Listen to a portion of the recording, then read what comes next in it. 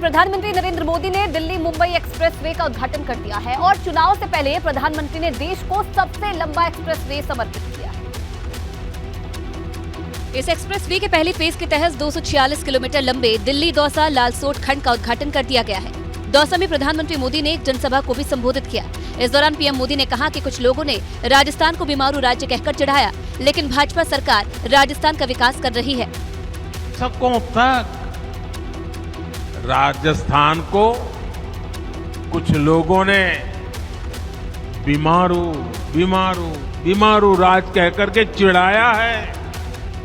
दिल्ली से दौसा तक एक्सप्रेसवे को बनाने में 12,150 करोड़ से अधिक रुपए लगे हैं। अब दिल्ली से जयपुर की यात्रा का समय 5 घंटे से घटकर करीब 3.5 घंटे हो जाएगा। दिल्ली मुंबई एक्सप्रेसवे 1,386 किलोमीटर की लंबाई के साथ भारत का सबसे लंबा एक्सप्रेसवे होगा। इससे दिल्ली और मुंबई के बीच की यात्रा की दूरी 12% कम होकर 1,424 किलोमीटर से 1,242 किलोमीटर हो जाएगी और यात्रा का समय 50% कम होकर 24 घंटे से 12 घंटे हो जाएगा। साथ ही जानवरों को रोड पास करने के लिए जगह जगह पर एनिमल पास बनाया गया है। 8 लेन वाला ये एक्सप्रेसवे देश की पहला स्ट्रेचेबल हाईवे है। एक्सप्रेसवे पर 100 किलोमीटर पर एक ट्रॉमा सेंटर मिलेगा। रामचरितमानस पर विवादित बयान देने वाले स्वामी प्रसाद को अब लोगों के विरोध का भी सामना करना पड़ रहा है। साथ ही साथ इस मुद्दे पर अब सपा के भीतर से भी बगावती सुर उठने लगे हैं। अब स्वामी प्रसाद मौर्य के सामने ही उनका विरोध शुरू हो गया है। वाराणसी के रामनगर इलाके में कुछ ऐसा ही देखने को मिला।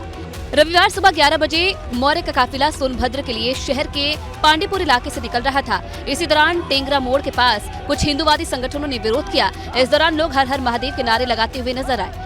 बताया जा रहा है कि स्वामी प्रसाद की गाड़ी पर स्याही भी फेंकी गई। सपा के भीतर ही खुले तौर पर मौर्य के खिलाफ मोर्चे खुलने लगे हैं। सपा विधायक राकेश प्रताप सिंह ने कहा कि श्री राम के चरित्र पर टिप्पणी करने वाला न तो सनातनी हो सकता है और न ही समाजवादी। मेरा दुर्भाग्य है कि वो मेरे दल का नेता है। ये मेरा, इसमें मैं और कुछ इससे ज्यादा नहीं कह सकता हूँ। ये मेरा दुर्भाग्य है कि वो मेरे दल का नेता है और मेरे दल का प्रतिनिधित्व कर रहा है।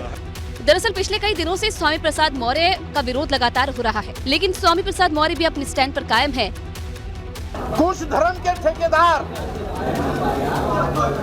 धर्म के नाम पर देश की महिलाओं, आदिवासियों, दलितों, पिछड़ों को अपमानित करने का काम करते हैं। इस सत्याग्रह की शुरुआत करते हैं तो Uttar Pradesh global investor summit का आज समापन हो गया है। 10 फरवरी को समिट का उद्घाटन प्रधानमंत्री नरेंद्र मोदी ने किया था और समापन समारोह में राष्ट्रपति ने शिरकत की। राष्ट्रपति द्रौपदी मुर्मू ने सीएम योगी को ग्लोबल इन्वेस्टर समिट के लिए बधाई दी।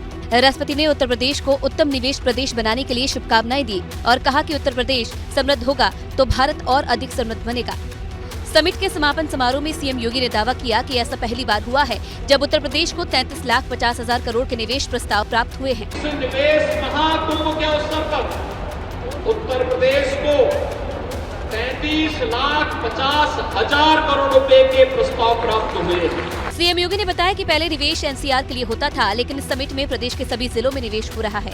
बम्पर निवेश से यूपी के 93 लाख युवाओं को रोजगार हासिल होगा। 93 लाख से अधिक नौजवानों को नौकरी और रोजगार की सुविधा इसके माध्यम से उपलब्ध कराने में सफल होंगे।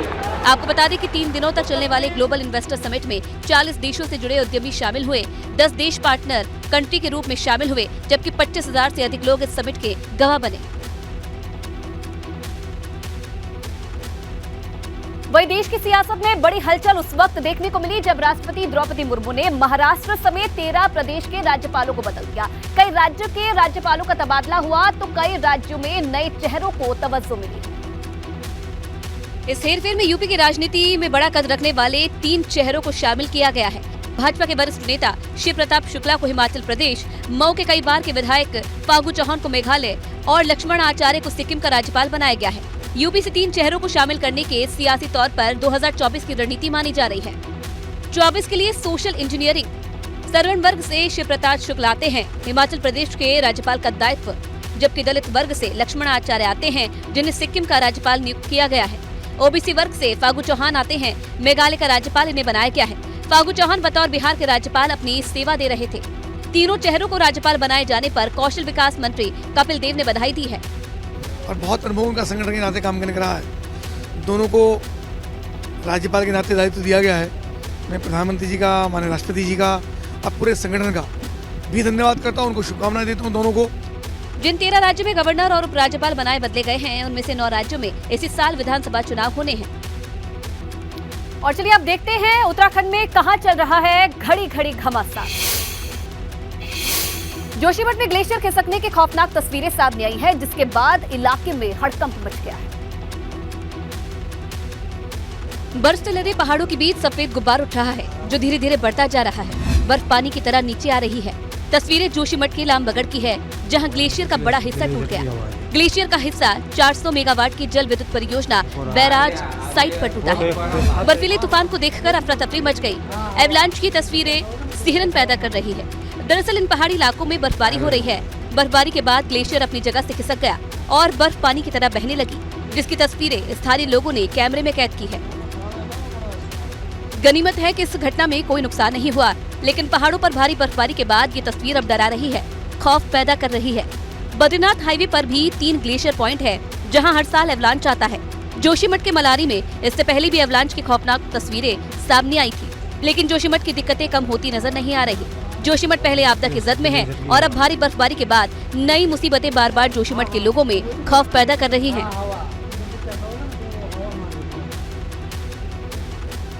वहीं देहरादून में पेपर लीक और भर्ती घोटाले पर बवाल के बीच लेखपाल पटवारी परीक्षा हुई। पुलिस की सुरक्षा के बीच परीक्षा संपन्न करवाई। प्रदेश में पटवार और लेखपाल के 563 पदों पर करीब 1,30,000 अभ्यर्थियों ने लिखित परीक्षा दी। 458 परीक्षा केंद्रों पर भारी पुलिस बल तैनात रहा। इससे पहले लेखपाल पटवारी भर्ती परीक्षा 8 जनवरी को हुई थी, लेकिन पेपर लीक होने के बाद आयोग ने आज फिर से एग्जाम करवाया है। किसी प्रदेश में नकल विरोधी कानून की शुरुआत हुई, उसके बाद ये पहली परीक्षा संपन्न हुई है। युवाओं को इस बात का भरोसा है कि आने वाले वक्त में अगर सही ढंग से सब चीजें चली तो भविष्य सुरक्षित होगा। दरअसल उत्तराखंड में भर्ती परीक्षाओं को लेकर बेरोजगार युवाओं का धरना प्रदर्शन जारी है और इसी बवाल के बीच आज परीक्षा संपन्न हुई है। हालांकि धामी सरकार ने नकल विरोधी कानून लागू कर दिया है और कानून लागू होने के बाद ये पहली परीक्षा है जिस पर युवाओं ने अपनी अपनी राय रखी है। पहले तो अब काफ़ी एग्ज़ाम दिए, जैसे हम दे चुके तो क्लासेस भरी रहती थी काफ़ी।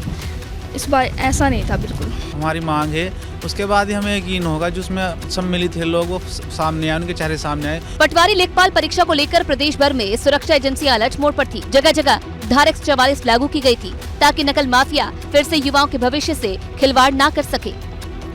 वहीं विधायक अब्बास अंसारी की पत्नी निकत अंसारी को गिरफ्तार किया गया है, जिसकी रात चित्रकूट में जेल में कटी। निकत अंसारी को कोर्ट ने 16 फरवरी तक न्यायिक हिरासत में भेजा है। निकत को चित्रकूट जेल में ही रखा गया है, जहां उसका पति और सुभाषपा विधायक अब्बास अंसारी भी बंद है। न्यायिक हिरासत के दौरान पुलिस जरूरत के हिसाब से जेल में ही निकत अंसारी से पूछताछ कर सकती है। बताया ये भी जा रहा है कि 5 दिन की न्यायिक हिरासत में भेजे जाने के बाद से ही निकत रो रही थी। वहीं राजीव कुमार सिंह ने चित्रकूट जेल का कार्यभार संभाल लिया है। सूत्र बताते हैं कि घटना को लेकर चिंतित डीजी जेल बहुत जल्द ही बड़े से लेकर छोटे कर्मचारियों को बदलने की तैयारी में है। जिसके बाद अब सूत्र बता रहे हैं कि डीजी जेल बहुत जल्द 1 से लेकर के 0 तक के, यानी कि छोटे से लेकर बड़े तक के एक कर्मचारी को भी बदलने की तैयारी में है। पत्नी निकत अपने पति अब्बास अंसारी से मिलने के लिए पिछले कई दिन से रोजाना जेल जाती थी और शुक्रवार को जब वो जेल में मिलने पहुंची तो छापेमारी के दौरान उन्हें गिरफ्तार किया गया। जेल में निकत अपने पति के साथ कई घंटों तक अलग कमरे में रहती थी। अब्बास की पत्नी निकत के मोबाइल से लोगों को धमकी देने का भी आरोप है। एफआईआर के मुताबिक अब्बास कई लोगों की हत्या की साजिश रच रहा था। वहीं श्री कृष्ण जन्मभूमि को लेकर विवाद को लेकर मथुरा में साधु संतों ने बड़ी बैठक की है। इस दौरान साधु संतों ने श्री कृष्ण जन्मभूमि के अहम दस्तावेज सभी के सामने रखे। इस बैठक में श्री कृष्ण जन्मभूमि को मुक्त कराने की रणनीति बनाई गई। न्यायिक प्रक्रिया के अलावा किस तरीके से श्री कृष्ण जन्मभूमि की जगह बनी शाही ईदगाह को हटाया जाए, इस पर संतों ने अपनी राय रखी। इस बैठक में मंदिर पक्ष के वकील महेंद्र प्रताप ने कोर्ट में पेश किए वो सारे सबूत सामने रख दिए जिन्हें वो कोर्ट में पेश कर चुके हैं, जिसमें सैकड़ों वर्ष पुराने कुछ सबूत भी दिखाए गए। और किस तरह से जिसको शाही ईदगाह मस्जिद कहा जाता है वो शाही ईदगाह मस्जिद हम उसे नहीं मानते, वो भगवान कृष्ण का असली गर्भगृह है। बैठक में मांग की गई कि जल्द से जल्द पूरी जमीन का मालिकाना हक श्री कृष्ण जन्मभूमि को सौंप दिया जाए। इसको छुड़ाने के लिए हमें कोर्ट पर पूरा विश्वास है, हमें अपनी सरकार पर विश्वास है, हमें अपने न्यायालय पर विश्वास है और हमें लगता है कि पूर्ण हमें न्यायालय पे इसका पूर्ण हमें हमारे फेवर में आएगा और इसकी जन्मभूमि मुक्त होगी। श्री कृष्ण जन्म स्थान के पास 10.9 एकड़ जमीन का मालिकाना हक है, जबकि 2.5 एकड़ जमीन का मालिकाना हक शाही ईदगाह मस्जिद के पास है। हिंदू पक्ष शाही ईदगाह मस्जिद को अवैध तरीके से कब्जा करके बनाया गया ढांचा बताता है। और प्रदेश के बाद अब देखते हैं देश में कहां मचा है घड़ी घड़ी घमासान। जमीयत उलेमा हिंद के अधिवेशन में एक बार फिर से विवादित बयान दिया गया। मौलाना अरशद मदनी के बयान पर अब जमकर बवाल हो गया है। दिल्ली के रामलीला मैदान में जमीयत उलेमा हिंद के 34वें अधिवेशन के आखिरी दिन था। इस दौरान मंच से मौलाना अरशद मदनी ने ऐसा बयान दिया जिस पर बवाल मच गया है। मदनी आरएसएस चीफ के उस बयान का जवाब दे रहे थे जिसमें उन्होंने कहा था कि हिंदुओं और मुसलमानों के पूर्वज एक जैसे हैं। मदनी ने आरएसएस प्रमुख मोहन भागवत के बयान की आलोचना करते हुए कहा कि अल्लाह और ओम एक है। ओम ने इसी धरती के ऊपर मनु को उतारा है। जब अरशद मदनी ने मंच से बयान दिया तो उसी दौरान मंच पर अलग अलग धर्म गुरु भी मौजूद थे। मदनी के इस बयान पर जैन गुरु लोकेश मुनि भड़क उठे। लोकेश मुनि ने स्टेज पर खड़े होकर विरोध किया और कहा कि जोड़ने वाले कार्यक्रम में आपत्तिजनक बातें क्यों। इसके लिए लोकेश मुनि अन्य धर्म गुरुओं के साथ मंच छोड़कर चले गए। हम केवल सहमत हैं, आपस में मिलजुल कर रहे, प्यार से रहे, मोहब्बत से रहे, और इसके सिवा ये जो कहानी ओ मन्नू अल्लाह उसकी औलाद, ये फालतू की बातें हैं। अधिवेशन में भले ही देश की एकता अखंडता के साथ साथ मजहबी भाईचारे को मजबूत करने के लिए प्रस्ताव पास किया गया, लेकिन अरशद मदनी और महमूद मदनी के बयान 24 के चुनाव से पहले मजहबी प्लान का पर्दाफाश कर रहे हैं। प्रतापगढ़ में दबंग भूमाफियाओं पर जमीन पर कब्जे को लेकर जंग। मौके पर पहुंची पुलिस की टीम से भी भिड़े माफिया। 12 लोगों पर मामला दर्ज, 5 लोग गिरफ्तार। गोंडा में खेलते वक्त 4 मासूम बच्चे सड़क किनारे गड्ढे में गिर गए, जिसमें 2 की मौके पर ही मौत हो गई। 2 की हालत गंभीर बताई जा रही है, अस्पताल में कराया गया भर्ती। ग्रेटर नोएडा में जबरदस्त सड़क हादसा। सेंट्रो कार और महिंद्रा पिकअप की जोरदार टक्कर, करीब 12 लोग घायल, 2 की हालत गंभीर। सीतापुर में कार और टेम्पो में जोरदार टक्कर, हादसे में टेम्पो सवार एक शख्स की मौत, जबकि 6 लोग गंभीर घायल। सीतापुर में चूल्हे की आग में 50 से ज्यादा घरों में लगी आग। मौके पर पहुंचकर फायर ब्रिगेड की गाड़ियों ने आग पर पाया काबू। बहराइच में आग की चपेट में आकर 3 घर जलकर हुए राख। कड़ी मुशक्कत के बाद ग्रामीणों ने बुझाई आग। सुजौली इलाके के भवानीपुर वनग्राम की घटना। अमरोहा में तार जोड़ते वक्त संविदा कर्मचारी लाइनमैन बुरी तरह से झुलसा। इलाज के दौरान लाइनमैन की मौत। परिजनों ने बिजली कर्मचारियों की लापरवाही का लगाया। आगरा में डिवाइडर पर चढ़ी बेकाबू कार पलटने से 2 लोग घायल। पुलिस ने घायलों को भेजा अस्पताल। थाना नाई की मंडी के कलेक्ट्रेट चौराहे पर हुआ हादसा। लखनऊ के पारा कोतवाल इलाके में कांवड़ियों को डंपर ने मारी टक्कर। हादसे में एक कांवड़ी की मौत, 2 को नजदीकी अस्पताल में कराया भर्ती। हादसे के बाद कांवड़ियों ने लगाया धरना। बिजनौर में तेज रफ्तार बेकाबू कार दीवार तोड़कर एक मकान में घुसी। बरामदे में खेल रहे 2 बच्चों की मौके पर हुई मौत। घर के 2 सदस्य भी गंभीर रूप से। नोएडा में गैस सिलेंडर फटने से झुग्गी में लगी भीषण आग। 8 और 12 साल के 2 बच्चों की मौत। परिवार के 4 सदस्य दिल्ली के सफदरजंग में भर्ती। नैनीताल के मलिताल में दुकानें और आवासीय भवन में लगी आग। सुबह करीब 3:30 बजे लगी आग पर पाया गया काबू। दुकानों में रखा सामान जलकर हुआ खाक। कानपुर देहात में नेशनल हाईवे पर ट्रक के इंजन में लगी आग। ट्रक में आग लगने से ड्राइवर और क्लीनर जान बचाकर भागे। रनिया थाना क्षेत्र के हाईवे की घटना। एटा के पिलुआ में रोडवेज बस ने ट्रक में मारी टक्कर। बस में सवार 11 यात्री घायल, 4 की हालत गंभीर, हाइट सेंटर रखी। जालौन में नशे में धुत कार सवारों ने कई गाड़ियों में मारी टक्कर। बाल बाल बचे लोग। पुलिस ने कार सवार को किया गिरफ्तार। उरई के भगत सिंह चौराहे की घटना। बस्ती में दरोगा की पिटाई से शख्स को आया हार्ट अटैक। गंभीर हालत में लखनऊ जिला अस्पताल किया गया रेफर। चौकी इंचार्ज ने पिटाई के आरोप को बताया निराधार। बागपत में नाबालिग को अगवा करके रेप की वारदात। पुलिस ने आरोपी को किया गिरफ्तार। परिजनों के मुताबिक आरोपी 1 नहीं बल्कि 3।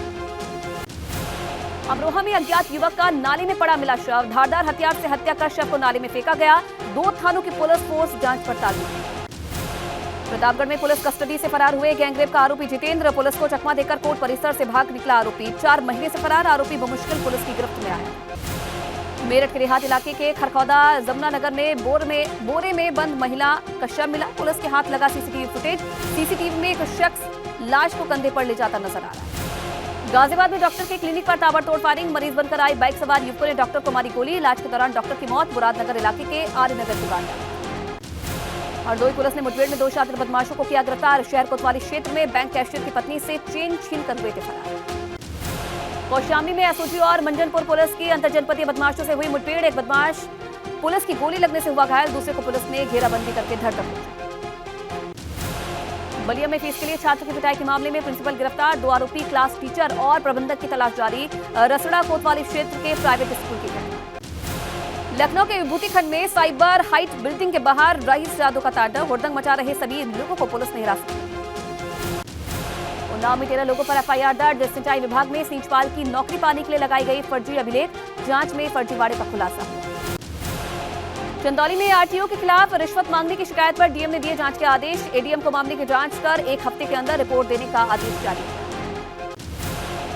मौलाना मदनी के बयान की सूफी इस्लामिक बोर्ड के राष्ट्रीय प्रवक्ता कशिश वारसी ने निंदा की, कहा कि मदनी बेवजह इस तरह का बयान दे रहे हैं। वाराणसी में स्वामी प्रसाद मौर्य का विरोध, हिंदुवादी संगठनों ने किया प्रदर्शन। मानस पर विवादित बयान पर भड़के हिंदुवादी। यूपी में ग्लोबल इन्वेस्टर्स समिट का आखिरी दिन, सीएम योगी ने कहा कि 33,50,000 करोड़ से ज्यादा के एमओयू साइन, जल्द जमीन पर उतारे जाएंगे निवेश प्रस्ताव।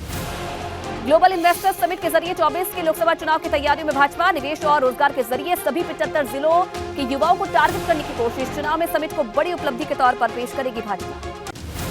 कानपुर पहुंचे पूर्व डिप्टी सीएम दिनेश शर्मा ने ग्लोबल इन्वेस्टर समिट को बताया अब तक का सबसे बड़ा सफल आयोजन। यूपी में निवेशकों को भरोसा है कि उनका निवेश सुरक्षित और संरक्षित है। राज्यसभा सांसद शिव प्रताप शुक्ला को हिमाचल प्रदेश का राज्यपाल बनाया गया, जिसके बाद उनके गोरखपुर आवास पर बधाई देने वालों का तांता लगा।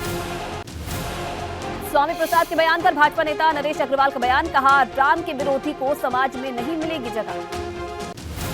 पूर्व क्रिकेटर कपिल देव ने ग्रेटर नोएडा के डेल्टा 2 के सामुदायिक केंद्र में आदर्श लाइब्रेरी का उद्घाटन किया। इस दौरान स्कूल के बच्चों ने सांस्कृतिक कार्यक्रम भी पेश किए।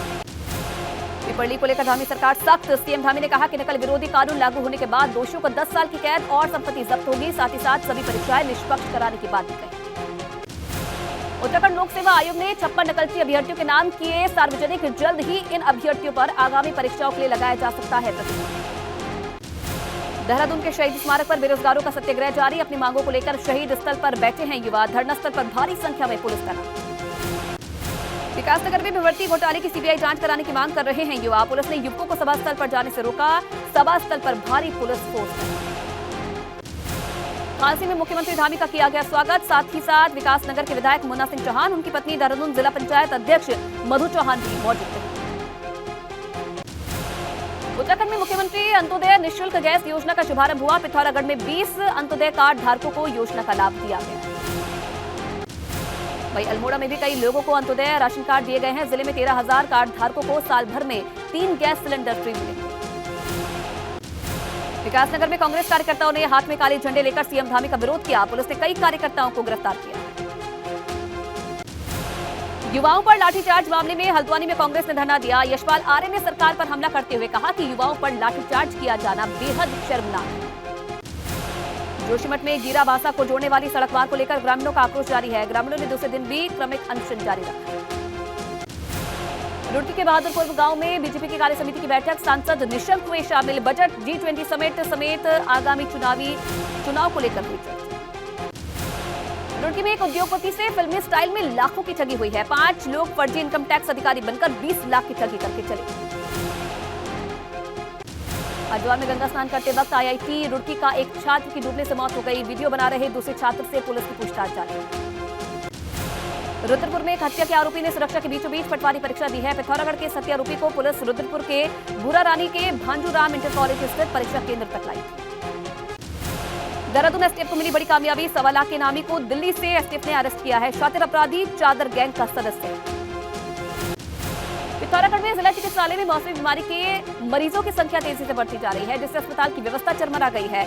मरीजों को कई दिक्कतों का सामना करना पड़ रहा है। बागेश्वर जिले के ग्रामीण क्षेत्रों में सूख चुके धारे नालों को बचाने के लिए चौगांव छीना में कार्यक्रम का आयोजन किया गया। कार्यक्रम में बतौर मुख्य अतिथि जिला पंचायत अध्यक्ष बसंती देव ने शिरकत की। जोशीमठ में भारी बर्फबारी के बीच साधना में लीन एक बाबा का वीडियो सामने आया। बाबा का नाम आसरा कुमार महर्षि बर्फानी बताया जा रहा है। अमरोहा में क्रिकेटर मोहम्मद शमी की पत्नी हसीन जहां का वीडियो वायरल। पीटी के साथ कार के सनरूफ में खड़ी होकर बनाई रील पश्चिम बंगाल के नेशनल हाईवे पर बनाया गया। मेरठ के मध्य गंगनहर में मिला हैंड ग्रेनेड बम। निरोधक दस्ते ने हैंड ग्रेनेड को कब्जे में लिया। परीक्षितगढ़ के लोधीपुर गांव का है मामला। एटा में नेशनल हाईवे 91 पर नगरपालिका की जर्जर दुकानों पर चला बुलडोजर। 35 दुकानों को किया गया ध्वस्त। अनुपम कॉम्प्लेक्स में बाधा बन रही थी दुकान।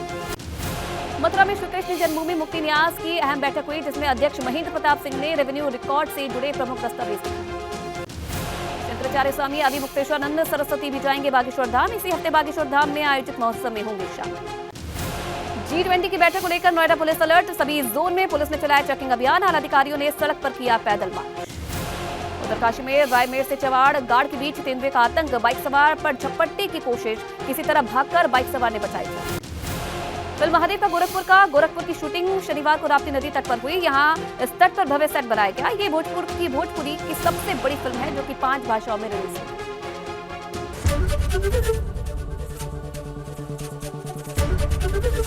एबीपी गंगा, खबर आपकी, जुबान आपकी।